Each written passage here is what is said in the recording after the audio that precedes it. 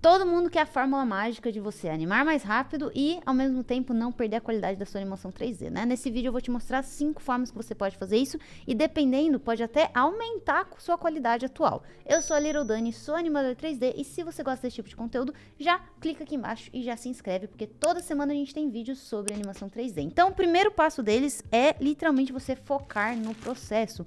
Muitas pessoas esquecem e acham que você animar é só você chegar na frente do computador e falar, beleza, tenho aqui às vezes até minha referência e vou chegar e fazendo as poses aleatoriamente, vou dando movimento, já fazendo spline, blá blá. Só que quando você passa por um processo claro, o que é o processo?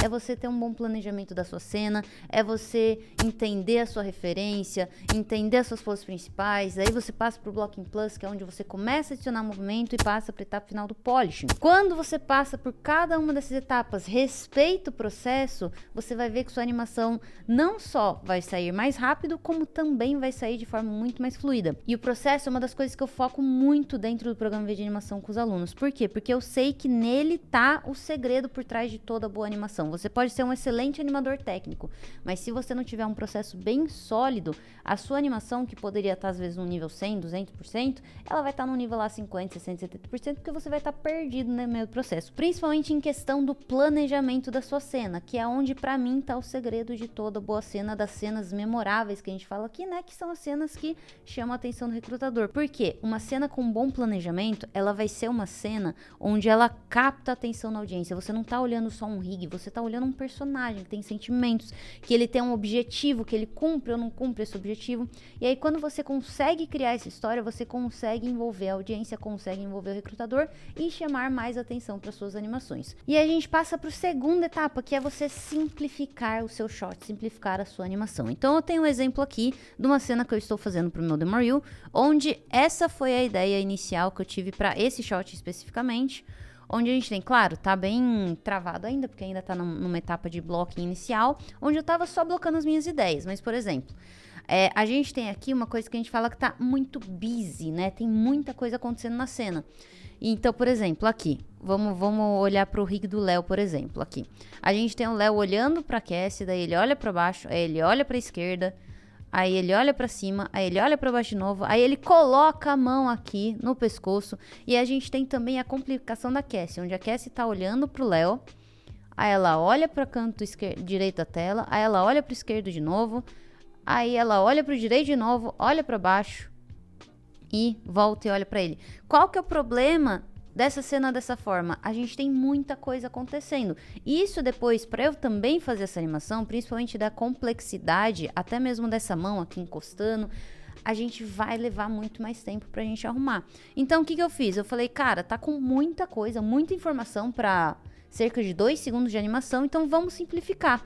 Vamos fazer, ó, ela só sai de olhar pro lado esquerdo, aí ela olha pro lado direito, sustenta aqui, daí ela tem esse processo de pensamento até que eventualmente ela vai virar pra ele e vai falar alguma coisa pra ele. E a mesma coisa ele, a gente simplificou ele também, ó. Ele tá olhando pra ela, aí ele olha pra baixo, fica ali olhando pra cima, um bom tempo que ele tá no processo de pensamento.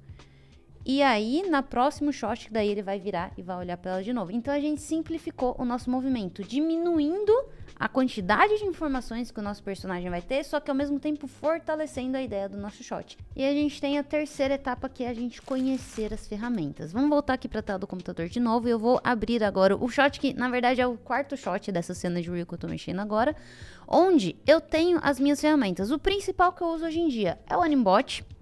Não é assim, ele tem todas as ferramentas que eu preciso para animar mais rápido. Eu tenho o Picker, eu já abri aqui ele intuitivamente, esqueci que eu tenho esse Picker. Então, eu tenho o Picker onde, em vez de eu vir aqui, selecionar cada controlador manualmente. Então, imagina, eu quero mexer no olhinho dela. Aí, eu quero selecionar tudo e apertar e salvar o keyframe, isso e aquilo. Não, eu posso vir aqui fazer pelo meu Picker. Eu posso, por exemplo, eu já fiz... Vou selecionar todos os controladores aqui, ferramenta do Animbot. Aí, vamos supor que essa pose, dessa pose para essa aqui, a gente tem uma transição. Em vez de eu fazer a pose do zero, eu posso simplesmente vir aqui, ó, no Twin Machine, coloco uma pose do meio aqui, e aí eu vou decidindo, por exemplo, eu quero que aqui ela já esteja ela ainda esteja olhando pra ele, ó. Então ainda tá olhando. Aí aqui eu quero que o pé, esse pé aqui, ele já vá pra trás. E aí eu preciso ajustar aqui a pose dela, de repente ela já tá saindo aqui. Então, ó, em 5 minutos eu fiz a pose. Não tá linda, maravilhosa, porque eu só tô mostrando aqui pra vocês. Mas em 5 minutos eu já fiz uma pose aqui. Outra coisa que eu gosto de usar muito é um plugin que fica, por exemplo, trocando a viewport, né? Então, eu fico mudando da câmera pra perspectiva pra eu ajustar a minha pose. Literalmente a minha pose para ver exatamente o que eu quero fazer. Então existem várias ferramentas, vários plugins gratuitos que a gente pode usar dentro do Maya para acelerar o nosso processo da animação 3D também. Não é nenhum roubo de tipo, Ai, não vou usar a Twin Machine, vou fazer a pose na raça, não sei o quê. cara, você pode fazer se você quiser, mas se a gente tem uma ferramenta que vai agilizar o nosso trabalho, eu não vejo por que não usar ela. Ela não tá fazendo nenhum trabalho por você. Na verdade, a cabeça pensante por trás ainda tá fazendo. E aí a gente passa pro quarto ponto, que é inclusive, dos que eu tenho mais dificuldade, que é você confiar na call.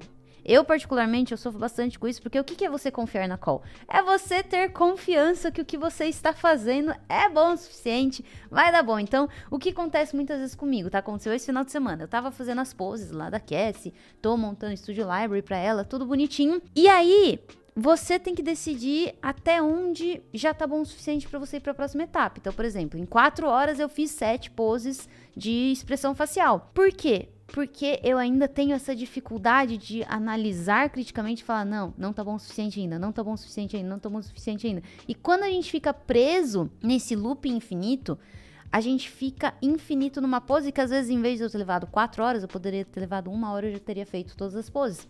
Pode ser que sim, por quê? Porque daí a gente tem a confiança que, tipo, ó, esse é o melhor que eu fiz nesse tempo aqui, o que leva pro próximo passo que vai ajudar a você também ter mais autoconfiança, que é você definir um prazo para suas animações. Por quê? Quando a gente não tem prazo, a gente deixa tudo ao léu, vai fazer o que tiver que ser feito e ponto, acabou. Só que quando você define um prazo de essa semana eu tenho que entregar 50 frames da animação, 100 frames da animação, tem que finalizar uma animação do zero até o final, você vai se organizar para que isso aconteça. Diferente de você olhar e falar aquela procrastinação básica que todo artista tem, né? De, eu tenho, sei lá, 1 mês para fazer esse shot, então amanhã eu faço, depois de amanhã eu faço. Daí vai passar 29 dias e aí no 30º dia você vai olhar e falar, mano, agora apertou. Vou ter que fazer o bagulho rodar. E aí o que acontece? Você se estressa, não fica uma qualidade boa o suficiente. Por quê? Porque você teve que acelerar um processo que poderia ter sido muito mais smooth, por assim dizer. O que leva pro último ponto, que é o que tem mudado o jogo pra mim ultimamente, tá? Junto com a primeira dica, que é a questão do processo, que potencializou muito, acelerou muito, tanto minha qualidade quanto a minha velocidade como animadora. Essa também é uma coisa que tá me ajudando muito, que é focar nas minhas metas diárias. Então, às vezes eu tenho, por exemplo, esse shot, ele tem 390 frames, 400 frames assim, e quando o shot é muito comprido, eu começo a ficar meio maluca, né, gente? Eu gosto de shots curtinhos, sei o que, mas eu tô aprendendo a pegar esse momento, uns shots maiores. Então, o que eu faço? Em vez de eu focar na complexidade de 400 frames, eu olho e falo, o que eu tenho pra fazer hoje? Qual é a minha meta do dia de hoje? Hoje eu tenho que fazer, nesse caso dessa cena que eu mostrei aqui do último shot, só aquece e são 90 frames, 140 frames. Daí eu olho e falo, tá bom, então essa é a minha meta de hoje. É o famoso sem pressa, sem pausa que eu falo tanto aqui pra vocês. Só que às vezes na prática é um pouquinho mais difícil de a gente colocar. Mas o que aconteceu? O fato de eu colocar pequenas metas diárias, seja de quantidade de animação, seja de tempo que eu vou animar, tá fazendo eu animar mais rápido, com mais foco, com mais qualidade. Então, eu tô conseguindo finalizar um negócio que antes eu levava muito mais tempo, em muito menos tempo, simplesmente porque eu tô aplicando a regra que eu falo tanto aqui pra vocês do sem pressa, sem pausa. Tudo isso que eu tô falando pra vocês aqui, todas essas dicas, são coisas que eu tenho aplicado na prática esse ano pra mim e tem feito muito sentido e tem dado muito certo, tá? Porque eu sou uma pessoa que, historicamente, eu sei que eu demoro bastante pra animar, e eu olhava e falava, cara, isso é uma das coisas que eu preciso melhorar esse ano, principalmente por causa de produção, onde a produção, ela tem os prazos dela e a gente precisa atender as demandas, diferente de, por exemplo, um short pessoal, que também deveria ter o nosso prazo, né? Mas a gente tende a ser um pouquinho mais de boinha com as coisas que a gente faz pra gente. Mas enfim, isso tem me ajudado muito, eu acelerei muito, tô conseguindo animar muito mais. E quando a gente aumenta a velocidade do quanto a gente anima, a gente também vai aumentar o quê? A nossa quantidade de produção. Como consequência, a gente vai evoluir mais rápido e vai alcançar os nossos objetivos mais rápido também, legal? Agora, não adianta nada você animar mais rápido se você não tem uma estratégia por trás do que você tá animando. Você precisa ter os objetivos de animação e é isso que a gente providencia com o ciclo da evolução no programa V de Animação. Se você quiser saber mais sobre o programa V de Animação e se tornar um aluno da comunidade VDA, clica aqui embaixo no link da descrição que vai ter mais informações sobre isso. Vejo você no próximo vídeo e tchau!